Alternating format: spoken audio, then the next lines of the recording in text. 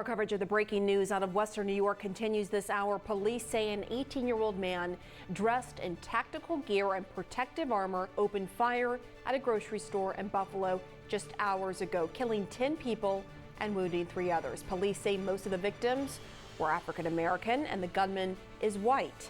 The suspect, Peyton Gendron, has just appeared in court and was arraigned on charges related to the shooting. We should note that is going to be the only time we name him tonight. Our Athena Jones is tracking the story, joins us now. Athena, we just heard some very passionate remarks there from New York Governor Kathy Hochul, who blasted social media for giving hate a platform. What else did we hear?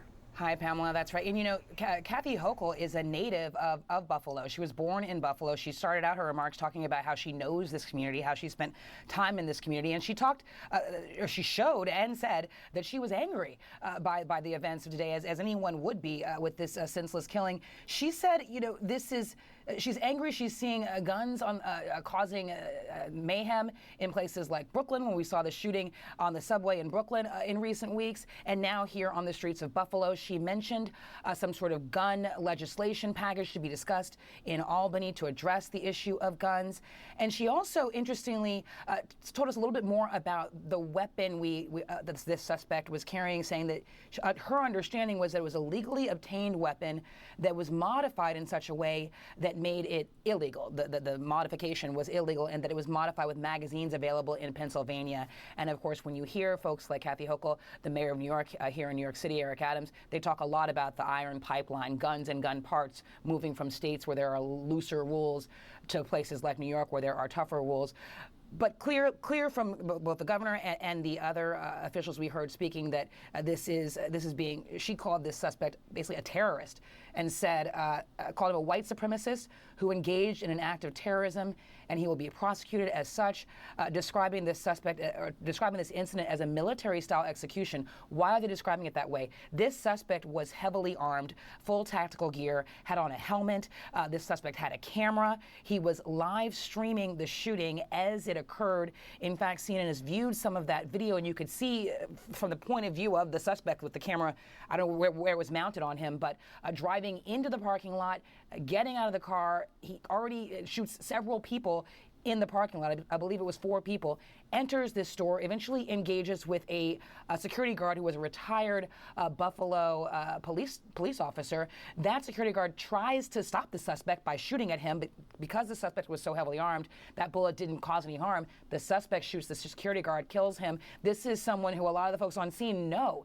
And so there's a lot of anger and concern in this community. People just going on an ordinary Saturday, like so many of us have done on multiple weekends in a year, to go and do your errands, go to the grocery store. And now 10 of those people will not be coming home for dinner, as we heard the governor note.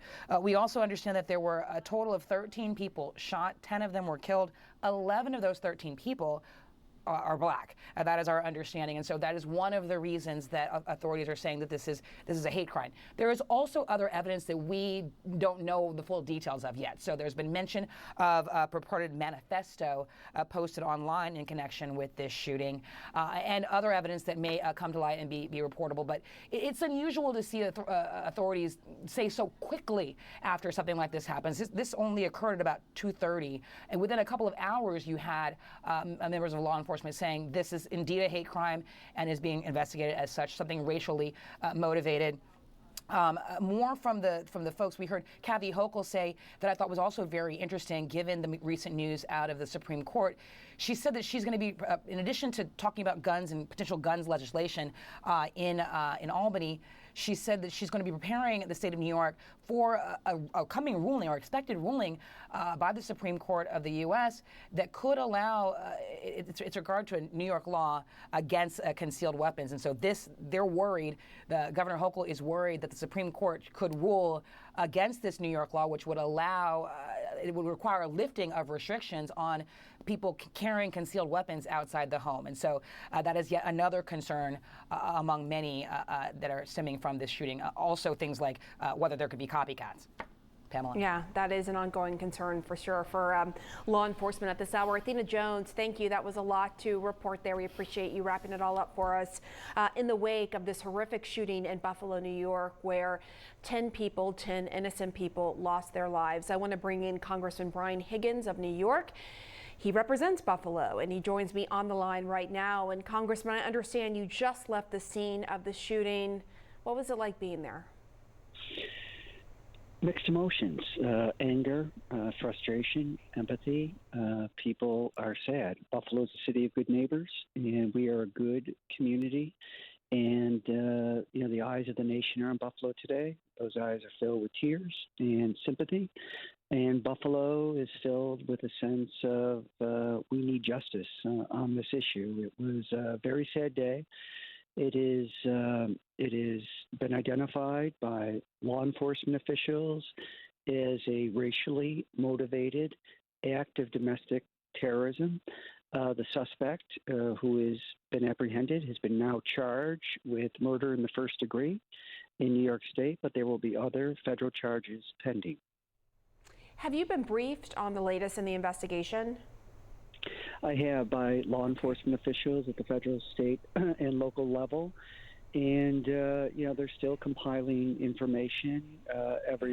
Not everything, but many things are inconclusive at this point, but it's certainly moving in a direction that seems to be, cohesive in terms of the motivation. This was an individual that was from outside our area. He was not from Buffalo. He came to Buffalo heavily armed with at least an AK-47 that was modified, killed 10 people.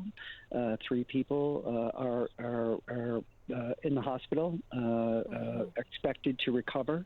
But this is a sad day for Buffalo, and a sad day for the nation. It's a continuation of what we have seen, and until a community, this situation exacts itself on a community, you don't realize that it's a problem that's pervasive and growing.